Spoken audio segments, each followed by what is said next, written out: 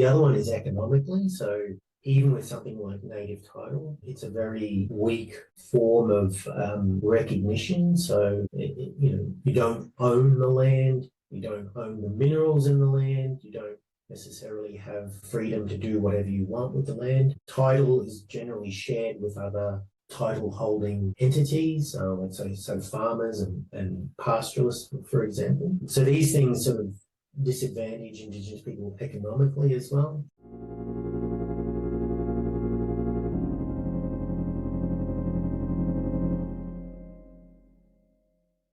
Welcome to Podcastocracy, Worldwide Deliberations. In this episode, we will explore the phenomena of the reconciliation and recognition. The podcast is created as a part of the project entitled Central European Memory of the Holocaust in a Multicultural and Multidimensional Perspective, a SEMORI. The project is coordinated by the Center for Cooperative Studies of Civilizations, Faculty of Philosophy, Jagiellonian University. My name is Bartłomiej Małczyński, and I'm a substantive associate and researcher at the Institute of Public Policies. And our today's guest is Justin McCaul, Australian National University, Canberra. There is 8 a.m. in Krakow, Poland, and 4 p.m. in Canberra, Australia. Thank you very much for joining us. It's a pleasure to talk about such fascinating things with you. Thank you. Thank you for having me, and thank you for the invitation. Yes. And at the outset, I would ask you to tell me why you devoted yourself to research work concerning the Indigenous rights in Australia. Okay, great. So firstly, I am Indigenous myself. The group that I'm associated with, the Barbaran people, are from Northern Australia on the east coast, in a state called Queensland. And so, so my interest in Indigenous issues is partly due to being Indigenous myself. Prior to becoming an academic, I worked for quite a long time, nearly 20 years actually, with Indigenous groups, mostly doing land and natural resource management work, which is a big activity for Indigenous people in Australia. And I was working for several non-government organisations that had programs supporting Indigenous peoples with things like, land and natural resource management, but also public policy, and also trying to get funding from government and philanthropic groups. So I spent a great deal of time working with Indigenous organisations, and many of them were involved also in a legal process we have in Australia called native title. And so they were seeking recognition through the Australian courts for their land rights, which came about through a very famous High Court judgment here in Australia called the Mabo judgment. And so that happened in 1992. And so following that was a process that all Indigenous groups could apply for and go through the legal process of having their rights recognised under Australian law. So that's where I was sort of working for quite a bit, and I found it really fascinating. And then, I decided to sort of move then into academia, and I wrote my PhD pretty much on, a lot of that experience of working with Indigenous groups on land, public policy, democratic influence, those sorts of issues. Quite fascinating story. And how would you characterize the political atmosphere in Australia regarding Indigenous rights during the administration of Bob Hawke in the 80s and early 90s, and how it looked like before this administration? And like the clue of the question is, what role did the Hawke government play in initiating or supporting the reconciliation processes in the country? These are, as I said, I'm finding it very interesting that you know so much about Australian sort of political history. Look, the Hawke period of government, which started in 1983. To go back a little bit more, we had a Labor government between 1972 and 1975 under a Prime Minister called Gough Whitlam, and he introduced a number of sort of big changes to Australian democracy. But one of the things that I guess was really important about that earlier period was the introduction, at least, of Aboriginal land rights legislation. And so that happened under the Whitlam government, but they lost power. And then it was the Conservative government under Malcolm Fraser that finally saw the legislation through the federal parliament. And so from 1975 to 1983, we had a Conservative government here in Australia, which they weren't necessarily totally hostile to Indigenous land rights or Indigenous rights generally, but they didn't move beyond the sort of introducing the land rights legislation, which was only in one part of Australia, which was the Northern Territory. So this law only provided the opportunity for Indigenous land rights to be recognised in the Northern Territory. So for the rest of Australia, there was no land rights. And so one of the things that happened, I guess, with Bob Hawke and his government was that they promised fairly early on that they would do two things. One was to bring in national legislation for land rights, so that would cover the rest of the country that the earlier legislation didn't, and that they would also negotiate a treaty with Indigenous peoples. So they were the sort of two big early commitments. And pretty quickly, those things became very problematic politically, and over a short amount of time, the Hawke government had to sort of abandon both of those commitments, and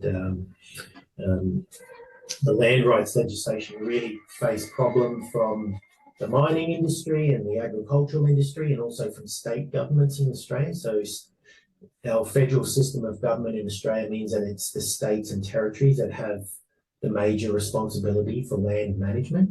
So any national laws around recognising Indigenous people's rights would have to be supported by state and territory governments, and a number of state governments said we're not prepared to do that.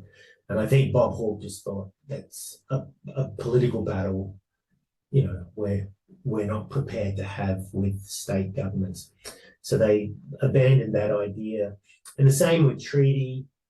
There was a commitment to doing treaty, and then it became just politically too difficult. And so you could say the Hawke government started off with a lot of big ideals, made some pretty big commitments, but then the political reality of getting these things to happen set in, and they had to move away from those commitments and move into other things. And so one of the things I think that also happened in the Hawke government was that they were committed to the concept of self-determination. And so they, in 1989, I think it was, they established through legislation in the federal parliament, they created this new statutory body called the Aboriginal and Torres Strait Islander Commission, which was kind of like a government department that had policy responsibility over Indigenous issues, Indigenous public policy.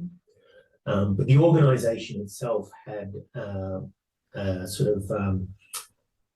elected board by Indigenous people. So it was sort of this blend of representative body for Indigenous people with also being kind of a government agency that provided advice to the government and received funding from the Commonwealth government to implement programs. So it was a sort of, you could call it kind of like a democratic innovation, really, of representativeness plus policy development plus program implementation. And so that was kind of seen as a bit of a second, having failed on these other two commitments, this was sort of seen as a bit of a runners-up prize. But most people look back at ATSIC and say, look, it was a worthwhile organisation to have created. It was disestablished by another government in 2004, I think it was. And then the other thing was that in 1991, the Indigenous Affairs Minister, whose name I can't, might have been Robert Tickner, they passed legislation again to create the Council for Aboriginal Reconciliation. And so they created this new body and gave it a 10-year lifespan. So it would culminate in 2001. And so its job was really to sort of just, do a whole range of sort of public education, forums, report writing on reconciliation between Indigenous and non-Indigenous Australia. And many prominent Indigenous leaders, academics were involved with the council. And yeah, looking back, you'd have to say it did a fairly good job at sort of raising public awareness about, the good and the bad of Australian history and, the effects that colonisation had on Indigenous people here in Australia, the sort of the dispossession, the taking of land, the moving of Indigenous people onto these sort of reserves where they were confined. Their lives were heavily regulated by laws and by government and police. So all of that sort of history that Indigenous people knew about, many non-Indigenous Australians were totally unaware aware of it. And so, the reconciliation process was really trying to sort of educate the Australian public about this very complicated history that Australia has between Indigenous and non-Indigenous people. And yeah, look, having lived through that time, I'd have to say that, there was a great deal of goodwill as well, politically, at least early on, and then also amongst the public. In the 1990s, which is when the Hawke government was sort of, the Hawke and then later Keating governments were in power, you could look back now and say that was a very transformative phase in Indigenous, non-Indigenous relations in Australia.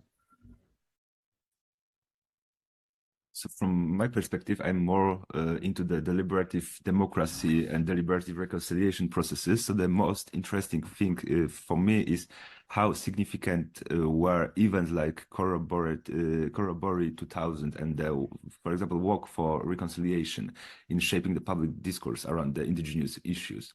And do you believe such symbolic acts can create like tangible political outcomes, or do they risk being merely performative? Yeah, again, another really good question, because in 1996 we had a change of government from the Hawke Keating centre-left government to a sort of centre-right conservative government in 1996. And part of their, election platform was pushing back on a lot of this recognition and reconciliation and Indigenous rights and self-determination. So they tapped into, a feeling of resentment that was amongst particularly non-Indigenous people about what was happening in terms of government support to Indigenous rights. So yeah, from a deliberative democracy point of view, it made things very sort of interesting, because you had two sort of camps, two different camps, I guess you could say, where they held opposing views about, the worthwhileness of things like reconciliation, whether or not something like native title, which I mentioned before, which was recognised by our High Court in 1992, that became a divisive issue. So you had people who were very fearful of what native title might mean for their houses, for public areas like beaches and camping areas, and so the public deliberation became very sort of divisive, even quite toxic at times, you could say, which is really not in some ways it's an ideal situation for something like deliberative democracy, which seeks to, bring opposing views and parties together to deliberate and negotiate through these problems. But I don't know if that kind of happened here in Australia at that point. You just sort of had these sort of divisions between these two camps, and that became kind of politically advantageous for I guess the conservative John Howard led government. They realised there was some advantage for them by taking this very strong stance against Indigenous land rights, Indigenous rights generally. So it wasn't a good time, I guess, for for these ideals of deliberative democracy. But I do think, as I said before, I do think the process of reconciliation and these issues, despite them being quite heated, they were getting people thinking more deeply about, well, why these now political issues. And so there was a real sort of awakening, I guess, to a lot of things that had never really been part of the public discourse here in Australia about dispossession, about the effects of colonisation. We had a royal commission into Aboriginal deaths in custody. So this realisation that Indigenous people were overrepresented in the prisons, and that Indigenous people were dying at a much higher rate as well while they were in prison or in police custody. These sorts of issues, which are largely hidden, never made the news, now started to find their way, into news reporting.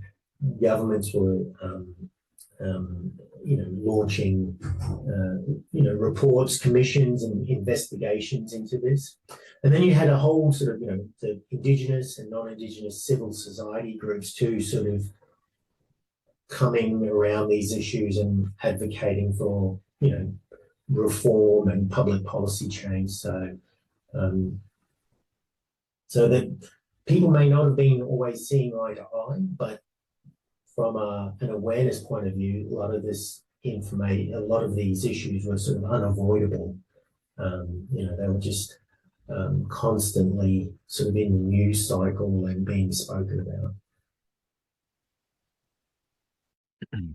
And can you identify other examples where Indigenous Australians have successfully shaped policy or public opinion through deliberative or participatory means?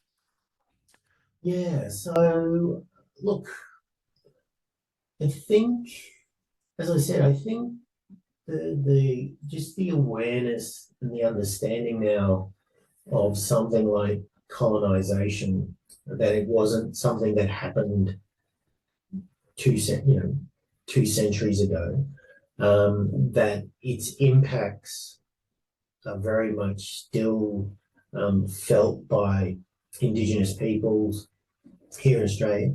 The biggest one being just the sort of the denial of any sort of recognition of having rights in land has been, totally devastating for Indigenous people on a number of levels. I mean, culturally and spiritually, to be disconnected or taken away from your land is one sort of heavy, one of those ways that colonization has affected Indigenous people.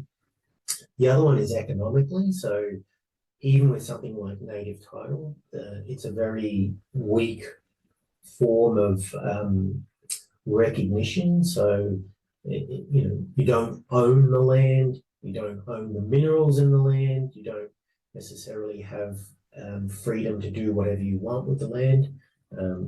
Title is generally shared with other title holding entities, let's say, so farmers and pastoralists, for example.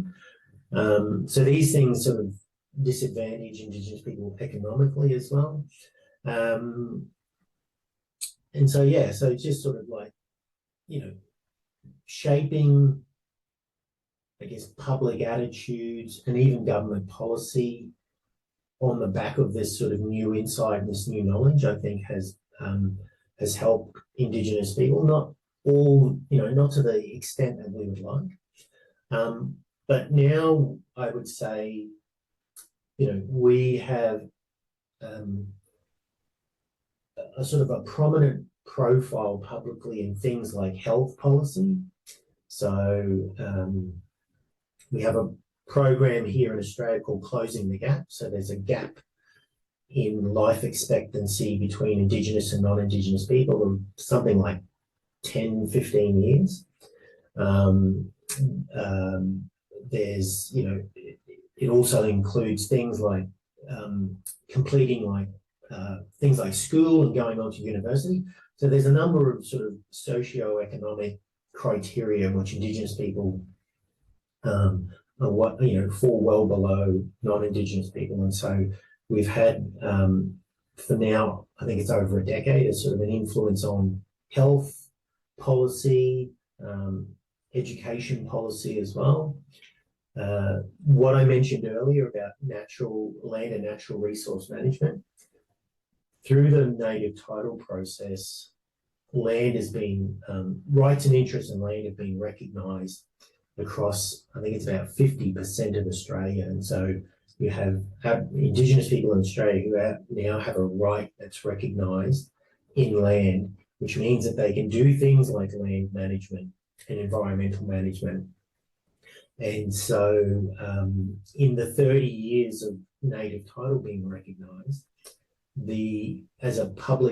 as an area of public policy, land and natural resource management now has been highly influenced by Indigenous peoples in Indigenous organisations that look after land and water and natural resources.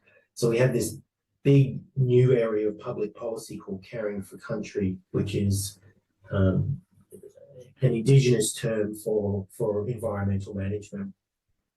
If you look back 30 years ago, that was almost non-existent. But now, from our national government to our state and territory governments, there's almost all governments have a Caring for Country program that puts funding towards Indigenous land managers.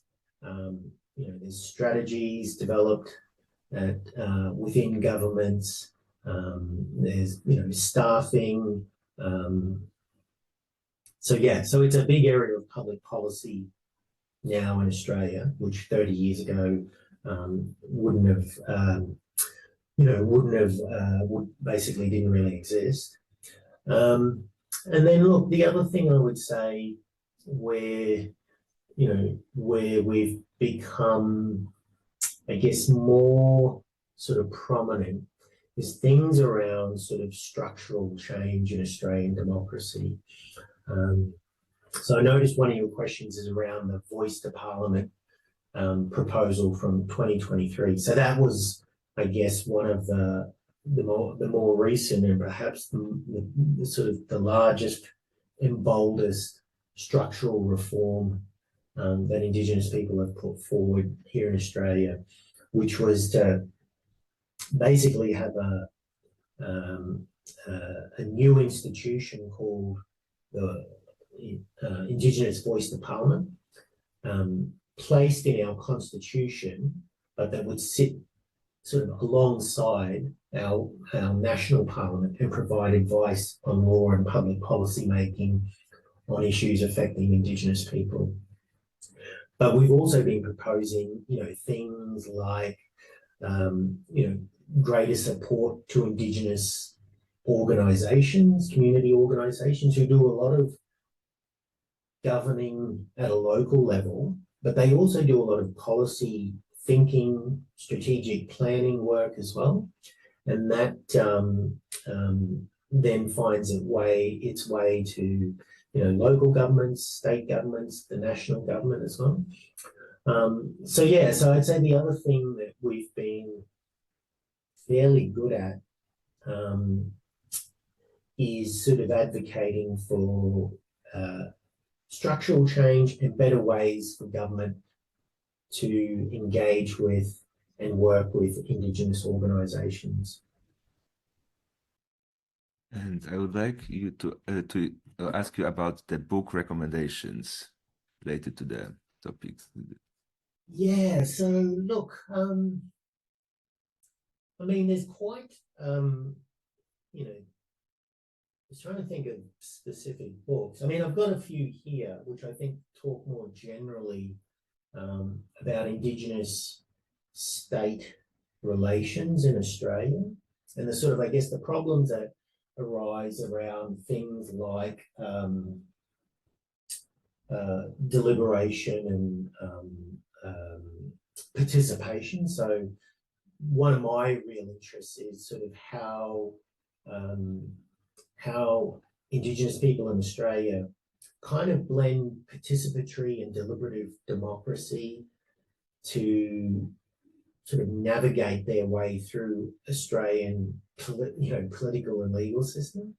So because we're such a small minority, we're 4% of the Australian population. So we, our influence through things like elections and voting is almost non-existent. We can't, unless we can convince a majority of Australians to support an initiative that we would like, it's very difficult for us to affect political change just by voting. And so we have to rely on things like deliberation, persuasive arguments, relationships and collaborations with other sections of the Australian public, civil society groups, certain politicians, and as well as taking a very active role in trying to partner with government on implementing certain programs. So we do a lot of deliberative and participatory type of democracy and governance here in Australia. But look, certain book, this book here, so I don't know if it's Duncan Iverson is the... It could be heard because of the background you have there. Oh, okay, yeah. Anyway, it's called Can Liberal States Accommodate Indigenous Peoples by Duncan Iverson. And it kind of, talks about these structural changes and the sort of,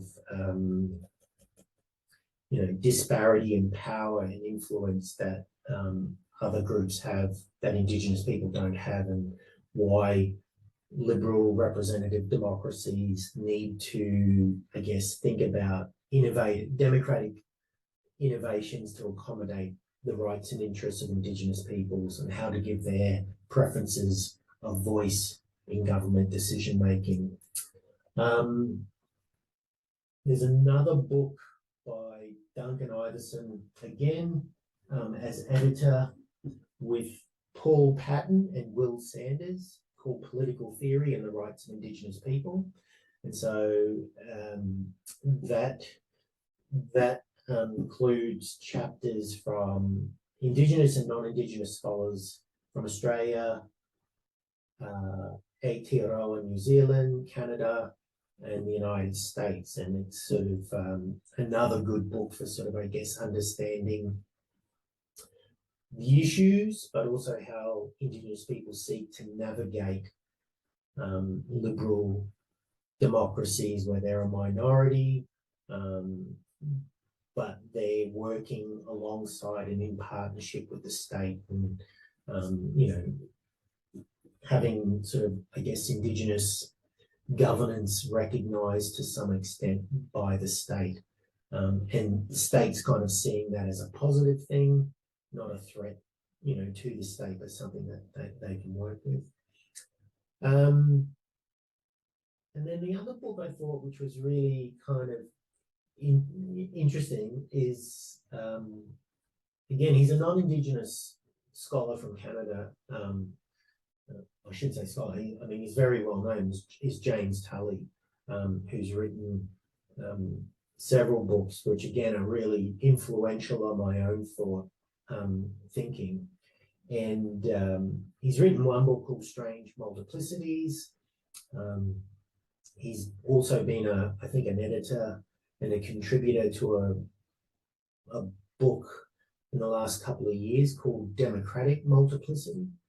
And so what James Tully has been really good at, I guess, articulating is this, the sort of challenge that Indigenous peoples and liberal democratic representative states like Canada and Australia have to deal with accommodating the claims and demands of Indigenous people, and what sort of pressure that puts on these states to think about democracy and representation differently, and how to sort of share some of the decision making with Indigenous people when it comes to public policy.